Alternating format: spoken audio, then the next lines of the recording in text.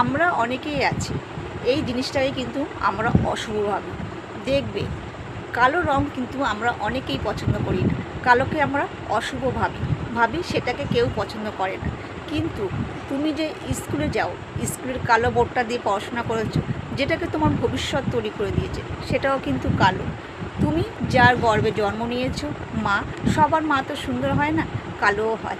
তার গর্ভে তুমি সুন্দর রয়েছো, তুমি নিজেকে অহংকার করছো, কিন্তু তোমার মা সেও কালো। তাই বলে তাকে কি তুমি অস্বীকার করছো? সে কি তোমার জীবনে অশুভ? কখনো হতে পারে না। যে তোমার ঘরের নারী, স্ত্রীটা, সেও কালো হতে পারে, তাই বলে সেও কি অশুভ? কখনো হতে পারে না।